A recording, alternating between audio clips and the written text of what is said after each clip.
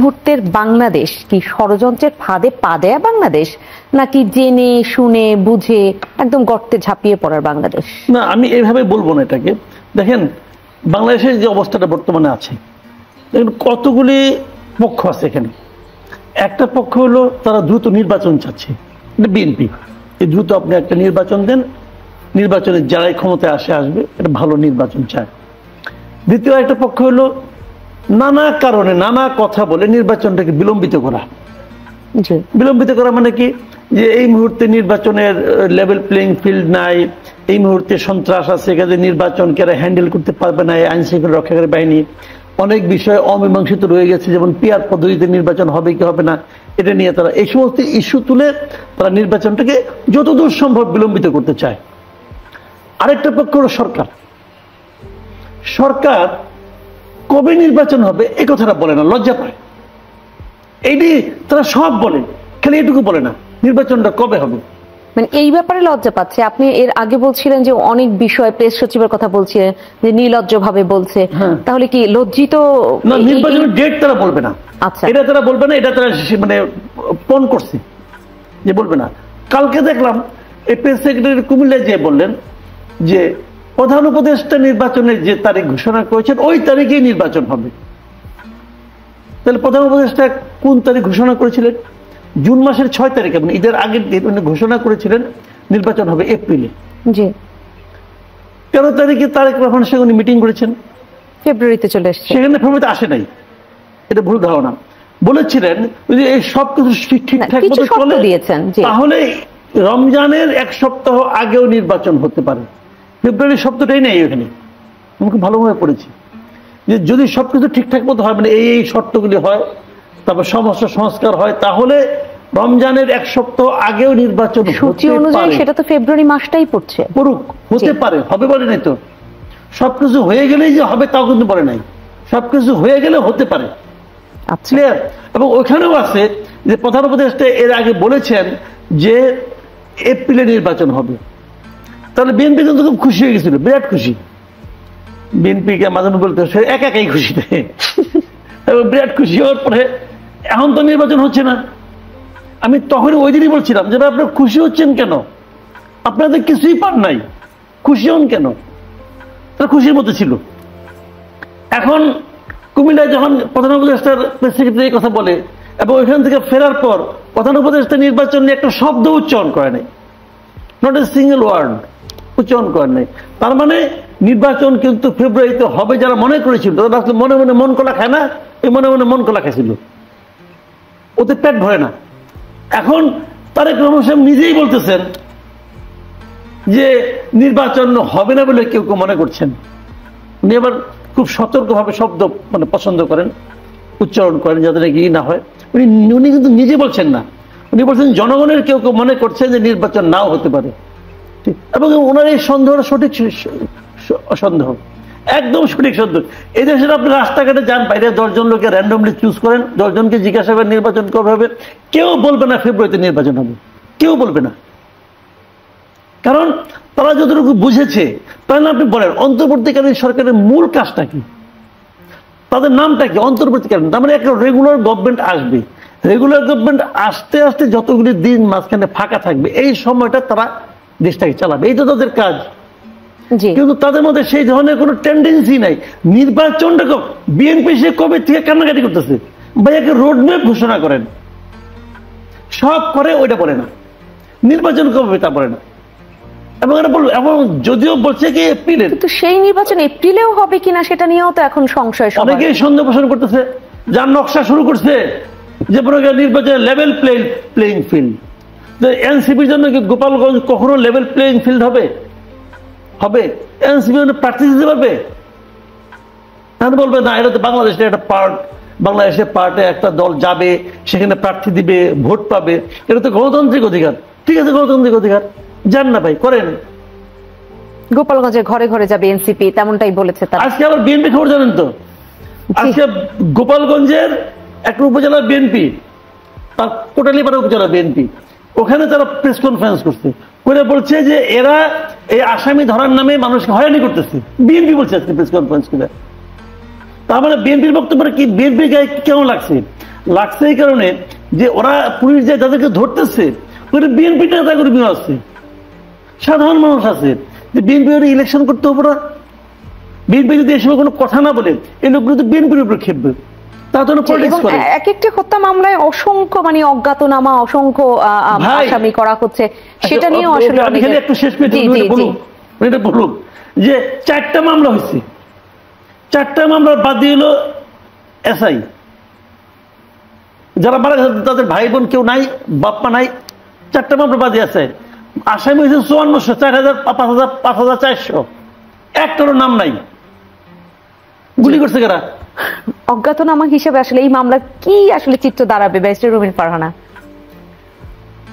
দেখুন, শুরুতেই তো আমরা যারা কি পজিশনে ছিলেন, যারা নির্দেশ দিয়েছেন, যারা সেটা তত্ত্বাবধান করেছেন, যারা পুরো বিষয়টাকে মনিটর করে এনশিওর করেছেন যে ল এনফোর্সিং এজেন্সি তারা গুলি চালাবে, তারা মানুষ মারবে, কখনো হেলিকপ্টার থেকে কখনো গ্রাউন্ডে, যারা এনশিওর করেছেন নেতা কর্মীরা হেলমেট পরে হোক, অস্ত্র নিয়ে হোক, দেশীয় অস্ত্র নিয়ে হোক মাঠে নামবে এবং ছাত্র জনতার উপরে হামলা করবে, তাদের একজনকেও কি আমরা গ্রেফতার করতে পেরেছি ওই সময়? ঠিক ওই 1.5 মাস যদি আমরা লক্ষ্য করি এবং লাস্টের 10-15 দিন যদি আমরা আরো মাইনিউটলি ফোকাস করি, আমরা দেখব সেখানে প্রধানমন্ত্রী ছিলেন, সেখানে আরাফাত সাহেব ছিলেন, সেখানে নওফেল শিক্ষামন্ত্রী হিসেবে নওফেলের দায়িত্ব আছে, এবং সেখানে তথ্যমন্ত্রী হিসেবে আরাফাত সাহেবের ভূমিকা ছিল, এবং সাধারণ সম্পাদক হিসেবে আমরা ওবায়দুল কাদের সাহেবকে দেখেছি।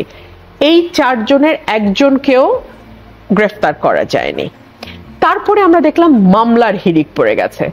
আমি যেহেতু রেগুলার প্র্যাকটিশনার, আমি যে মামলাগুলো দেখলাম সেটি হচ্ছে একটা মামলা শত শত আসামি এবং পরিবারের আত্মীয় স্বজন থেকে শুরু করে এমপি সাহেবের পরিবারের আত্মীয় স্বজন থেকে শুরু করে তার ভাগনা, ভাতিজা, ভাইস্তা যা যা আছে, তারা হয়তো এমন অনেক এফআইআর এরকম হয়েছে যে ছেলে হয়তো বিদেশে থাকে, সে বাংলাদেশে থাকেই না, সে বিদেশে চাকরি করে বা বিদেশে তার নিজস্ব কোনো ব্যবসা আছে বা যেটাই থাকুক, সে বাংলাদেশে থাকে না, কিন্তু অমুকের ছেলে হিসেবে এফআইআর এ নাম এসছে।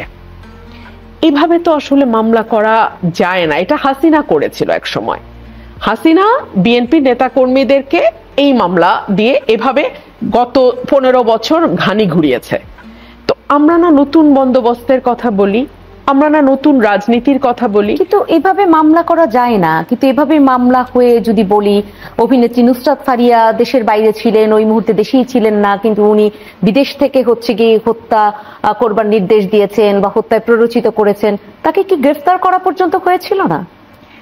আমরা এখন পর্যন্ত যা যা করছি, মানে সরকার এখন পর্যন্ত যা যা করছে, ইনক্লুডিং সরকারি দলটা এখন আর আমি বলছি না, এটা সৈয়দা রেজওয়ানা হাসান সরকারের একজন উপদেষ্টা, তিনি বলেছেন সরকার বা সরকারি দল কোনো মবের সাথে যুক্ত না।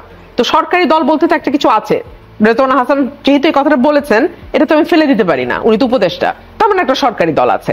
তো বাংলাদেশকে সরকার এবং সরকারি দল মিলে সকল কিছু, আপনি মবক্রেসি বলেন, আপনি মামলা বাণিজ্য বলেন, আপনি মামলায় এজাহারে মানে শত শত নাম ঢোকানো বলেন, আপনি জামিন তাদেরকে দেওয়ার ব্যাপারে কোর্টের উপর একটা অলিখিত নিষেধাজ্ঞার কথা বলেন, আপনি যেটাই বলেন না কেন, এটা কিন্তু দিন শেষে সাধারণ মানুষ যারা কোনো দল করে না, যারা কোনো মানে সাথে পাচ্ছে নাই, ভোট আসলে কেবলমাত্র ভোটটা দেয়, যেই ভোটটা সবচেয়ে বেশি গুরুত্বপূর্ণ, যেটাই ডিসাইডিং ফ্যাক্টর, কে যাবে কে থাকবে, সেই ভোটটা কিন্তু আওয়ামী লীগের ব্যাপারে সিম্প্যাথি তৈরি করছে।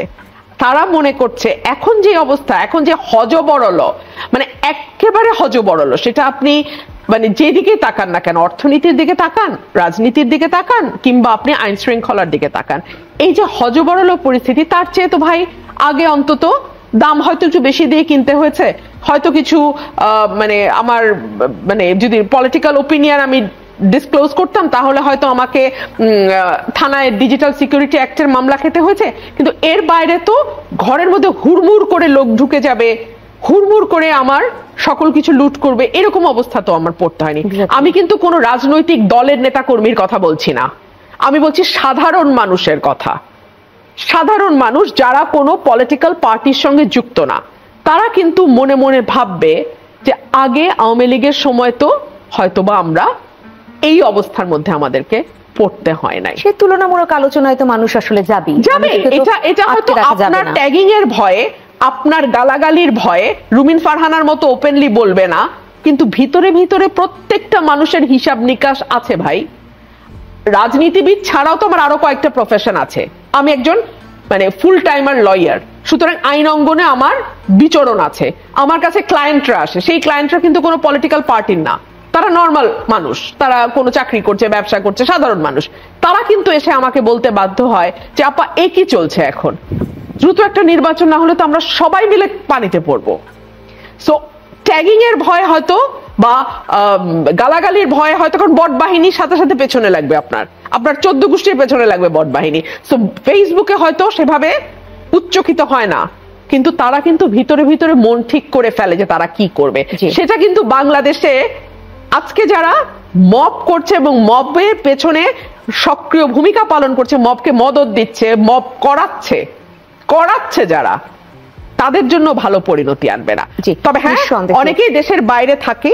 এই উপদেষ্টা পরিষদেরও 17 জনেরই নাকি বিদেশে তাদের ফার্স্ট হোম, বাংলাদেশ তাদের সেকেন্ড হোম। সো তাদের ব্যাপার আমি জানি না, তবে বিপদে পড়বো আমাদের মতো মানুষ যারা এই দেশ ছাড়া আর কোথাও যাওয়ার জায়গা নাই। ব্যারিস্টার রুমিন ফারহানার মতো সামনে না বলতে পারলেও একটা সময় কিন্তু সেই সাধারণ মানুষ আবার ফুঁসে উঠতেও চায়। জামায়াত ইসলামী বাংলাদেশের জাতীয় সমাবেশ ছিল, সেটা নিয়েও অনেকে প্রশ্ন তুলছেন যে এই মুহূর্তের বাংলাদেশ কি আসলে শোডাউনের বাংলাদেশ কিনা, এত লোককে জনসমাগম এখানে বাড়ানো সোহরাওয়ার্দী উদ্যানে, নাকি আসলে কোনো বার্তা দেবার বাংলাদেশ? না, আমি কিন্তু কালকে জামাতের মিটিংটা শোডাউন মনে করি না। মানে ওনাদের লোক আছে, লোক আসছে, মিটিং আসতেই পারে, এটা তো অন্যায় কিছু না। আরেকটা জিনিস হলো কি, সামনে তো নির্বাচন, জামাত বুঝে নির্বাচনে জয়ের জন্য এক একজন এক এক কৌশল অবলম্বন করবে, এটা তো আমি কোনো ভুল দেখি। তাহলে কি বার্তা দেওয়ার বাংলাদেশ কিনা? বার্তা দেওয়ার না, বাংলাদেশ ঠিকই আছে। আমি কিন্তু আমি বলি কালকে জামাতের মিটিংটাকে কিন্তু আমি নানাভাবে বিশ্লেষণ করেছি। ওই মিটিংয়ে কি ছিল বলেন তো? ওই মিটিংয়ে ছিল ওদের পলিটিক্সের কথা ছিল। ওদের পলিটিক্স থেকে যে পিআর পদ্ধতিতে তারা নির্বাচন চায়, এটা ওদের পলিটিক্স। দ্বিতীয়টা হলো ওদের আমির বললেন যে আগামী লড়াই হবে দুর্নীতির বিরুদ্ধে লড়াই। এটা বলে যদি উনি পড়ে গেলেন, তো দুর্নীতির বিরুদ্ধে লড়াই হবে। আমরা তো শুনলাম দুর্নীতির বিরুদ্ধে লড়াই হবে, এই দুটো হলো ব্যাপার। আরেকটা হলো ওনার পতন। আমি যদি 3টাকে ইস্যু ধরি, পিআর পদ্ধতি এটা ওনার পলিটিক্স, ওনারা এটা সবাইকে ইনফর্ম করলেন, সারা দেশের লোক দেখলো, এত লোক আসছে। দুর্নীতির বিরুদ্ধে যে অভিযানটার কথা বললেন, লড়াইয়ের কথা বলেন, আমি এটা খুব পছন্দ করছি। আমি মনে করি যে প্রত্যেকটা পলিটিক্যাল লিডারের উচিত হবে, এখন প্রত্যেকটা পলিটিক্যাল পার্টির শীর্ষ নেতার উচিত হবে এরকম বড় জনসভা করে ঘোষণা দেওয়া, লড়াই হবে দুর্নীতির বিরুদ্ধে লড়াই। আমি দুর্নীতিকে এই দেশের এখন এই মুহূর্তে খুব বড় একটা সমস্যা মনে করি, খুব বড় সমস্যা। কারণ দুর্নীতি মুক্ত দেশ যে কি হইতে পারে এটা দেখলাম না পর্যন্ত। হাসিনা তো 2 হাতে দুর্নীতি করতেন এবং করতে বলতেন ওনার লোকজনকে, তো ওই দুর্নীতি দেখে গেছি। তার আগেও দুর্নীতি হয়েছে, কিন্তু দুর্নীতি না হলে কি হয় এটা এখনো জানি না, ওইটা একটু দেখে মরতে চাই। এটা হলো আমার জীবনের একটা আকাঙ্ক্ষা, এবং এটা সবগুলো পলিটিক্যাল, যেমন ধরেন আমি একটা উদাহরণ দিয়ে বলি, এখন তো সামনে হয়তো বিএনপিতে মিটিং করবে, তো তাদের উপর একটা চাপ আসছে যে তোমরা তো শোডাউন করো, শোডাউন হবে, সেখানে মিটিং হবে, হয়তো তারেক রহমান সাহেব সশরীরে অথবা অশরীরে কিছু একটু বলবেন। উনি যদি বলেন যে আমরাও দুর্নীতির বিরুদ্ধে লড়াই করতে চাই, কিন্তু আমার দলের কেউ দুর্নীতি করে তার খবর আপনারা আমাকে দেন, তার বিরুদ্ধে আমরা ব্যবস্থা নেব, ভালো হবে, আমি হ্যাপি হব। এবং এটা চ্যালেঞ্জ। এবং আমি কিন্তু জামাতের কালকে মিটিং এর পর আমার নিজের যে ইউটিউব চ্যানেল আছে সেখানে আমি এটা কিন্তু বলেছি, বলে আমার সঙ্গে এটা যোগ করে দিয়েছি যে জামাতের লিডারের এই চ্যালেঞ্জটা আমরা নিতে চাই। আমি আমার দর্শকদের বলেছি, আপনাদের এখানে যদি জামাতের কেউ যদি দুর্নীতি করে এবং চাঁদাবাজি করে, সেই খবরটা আপনারা আমাকে দেন, অথবা জামাত লিডারকে দেন। আমাকে দিলে হবে কি একটা ওপেন হয়ে গেল জিনিসটা, আমি ওনাদেরকে দেবো, ওপেনের ব্যবস্থা নেন, দেখি নাই কিনা, আমি এক্সপেরিমেন্ট করতে চাচ্ছি। আচ্ছা, আর তৃতীয় যেটা ওনার পতনটা, এটা কিন্তু মানুষ অনেকদিন মনে রাখবে। বাট খুবই প্যাথেটিক একটা ব্যাপার হলো, আমি দেখলাম সোশ্যাল মিডিয়ায় এটাকে নিয়ে নানাজন নানাভাবে ট্রল করছে। কেউ বলছে অভিনয়, কেউ বলছে অস্কার পাওয়া উচিত, হ্যান ত্যান হাবিজাবি, অনেক কিছু বলতেছে। আমার কাছে না এগুলি অশ্লীল মনে হয়েছে। উনি যদি এটা ধরলাম, উনি ইচ্ছা করে পড়ে গেছেন, ধরলাম উনি নাটক করেছেন, ধরলাম, আমি ধরতে চাই না, আমি ধরলাম এটা করেছি, যদি করেও থাকে এইভাবে একজন বয়স্ক লোককে নিয়ে এগুলো করা ঠিক না। ভাই উনি যে পলিটিক্স, ওনার রাজনীতি আমি পছন্দ করি না, হতেই পারে, কিন্তু উনি একজন বয়স্ক মানুষ, সিনিয়র সিটিজেন, উনি পড়ে গেছেন, আপনি পড়ে দেখেন না। নাটক ভাবার কারণটা কি? কারণ আমি খুঁজতেই যাই নাই, আমি তো ওই কারণ আমি খুঁজবো না, কারণ আমি তো এটা মনে করি না। আমি মনে করি যে কোনো মানুষই পড়ে যেতে পারে, ক্লান্তির কারণে পড়তে পারে, টায়ার্ড ছিল, দীর্ঘ সময় ওখানে মনে করেন আপনার কোনো এসি নাই, অনেকক্ষণ ধরে অপেক্ষা করতে হয়েছে, গরম ছিল, নানা টেনশন ছিল। ওরা তো টেনশন, যদি এই মিটিংটা কালকে ফেল করতো দায় চাপতো ওনার উপর, চাপতো তো, কারণ উনি তো দলের প্রধান। টেনশন ছিল, কি বলবে কি বলবে না, অনেক কিছু কিন্তু ছিল টেনশন ওনার। কাজে বিভিন্ন কারণে যে কোনো, এটা একটা মানবিক বৈশিষ্ট্য, মানুষ এরকম হতেই পারে, অনেক মানুষকে দেখছে এরকম ভাবে পড়ে যায়। তো এখন এটা তো কোনো অস্বাভাবিক কিছু না। এবং উনি তো নাটক করেন, আমি নাটক করছেন কিনা আমি যাই না, বলতে পারবো না, কিন্তু আমি মনে করি, আমি এইটুকু আমি ওনাকে আমি দিতে চাই, আমি আস্থা রাখতে চাই যে এটা একটা স্বাভাবিক ঘটনা। এটা নিয়ে আর যাই হোক ট্রোল আমাদের এখানে হয়েছে কি জানেন, সবচেয়ে দুর্ভাগ্য যেটা, আপনি পলিটিক্যালি আপনাকে আমি পছন্দ করি না, এখন আপনার হাঁটা চলা আমার পছন্দ না, আপনার পোশাক আশাক আমার পছন্দ না। কেন? যে পলিটিক্যালি আমি আর আপনি অন্য জায়গায় আসি, আপনি হয়তো এক দল করেন, আমি আরেক দল করি, অতএব আপনি সব খারাপ।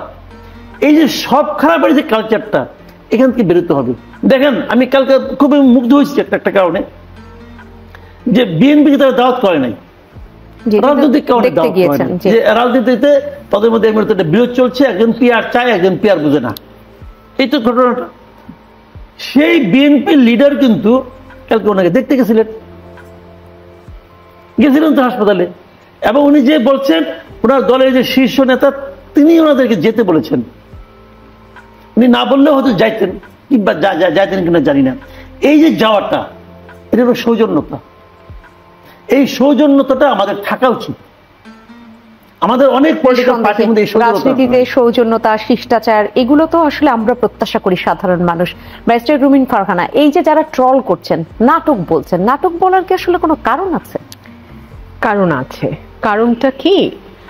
আমরা রাজনীতিতে ঘৃণা আর অবিশ্বাসের চাষ এমন ভাবে করেছি যে আমরা ঠিক যে কথাটা মাসুদ কামাল ভাই বললেন, তারে দেখতে নারী তার চলন বাঁকা।